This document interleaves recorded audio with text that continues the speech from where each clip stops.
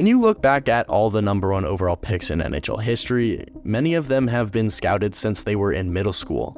Players like Crosby, McDavid, and Bedard had their names on the top of draft boards when they were just 12 years old, and for Shane Wright, it wasn't really any different. Wright was a child phenom. He put up 222 points in just 105 games with the Don Mills Flyers U16 team, except he wasn't 16 like many of the other players. He was 14. This got the attention of the hockey world, and Shane was granted exceptional status into the CHL at the age of 15. Wright was just the 6th player to be granted exceptional status into junior hockey. First was John Tavares in 2005, just a year after Wright was born. Since then, the Star Center has had an amazing NHL career. He's played in 6 All-Star games and has been the captain of 2 teams, the Islanders and now the Toronto Maple Leafs. And even at 33, Tavares is still a really solid player. Throughout his 15-year NHL career, he's racked up over 450 goals and over 1,000 points. He's definitely lived up to the hype. Next was Aaron Ekblad in 2011. Ekblad was the first defenseman to get exceptional status, and after a great OHL career, he was picked first overall by the Florida Panthers in 2014. Since then, he's become a very solid NHL defenseman for the Florida Panthers, winning the Calder Trophy in 2015, playing in 2 NHL All-Star games, and is now a Stanley Cup champion. The next year, in 2012, was Connor McDavid, which is really all I have to say. 2013, though, was the first time that the exceptional status player didn't really live up to the title. Unlike the 3 players before him who got exceptional status, Sean Day didn't go number 1 overall in the draft. He wasn't even picked in the first 2 rounds. Since then, he's struggled to make a name for himself in the NHL and has mostly played AHL hockey. The 26-year-old played in 2 NHL games with the Tampa Bay Lightning during the 21-22 season and has been with the AHL team ever since.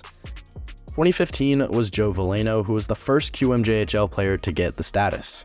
He had a strong career there, putting up 104 points in 59 games in his last season, and was drafted 30th overall by the Detroit Red Wings in 2018.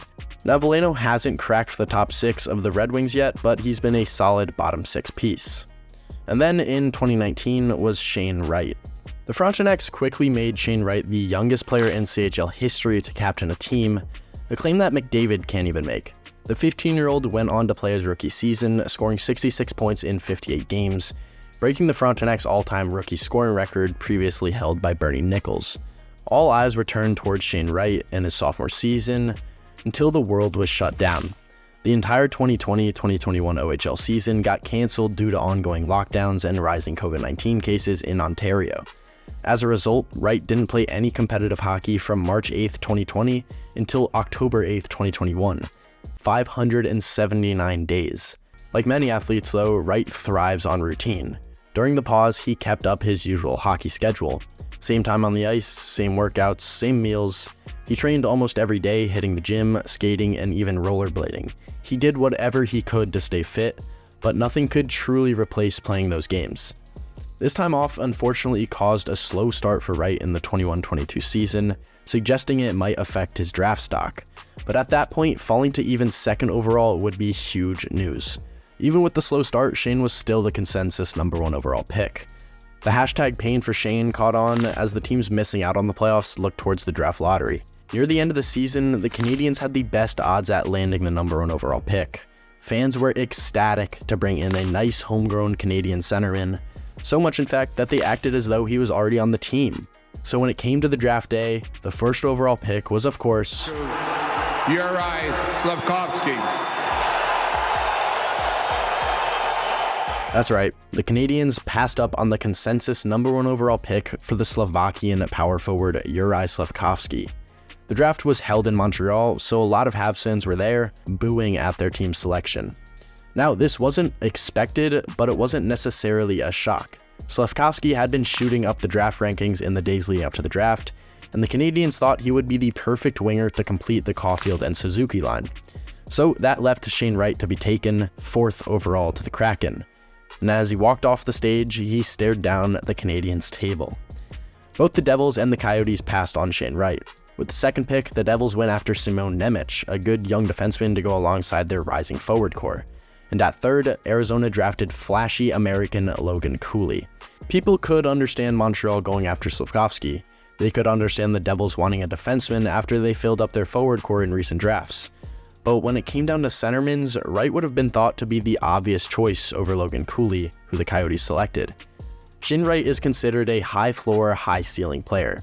His intelligence and skill ensure that he'll be at least a solid NHL option and likely a very good one. The risk with Wright is low, but the potential reward is super high. While his ceiling may not be quite as high as Cooley's or Slafkovsky's, he's expected to be at least at a comparable skill level. The early first round of the draft focused on high-risk, high-reward players. Teams like Montreal, New Jersey, and Arizona opted for more risky picks, hoping that their choices would develop into the best player in the draft, rather than just choosing the safer option in Shane Wright. If Slafkovsky reaches his ceiling, he could become a dominant power forward, capable of scoring 40 goals and 80 points.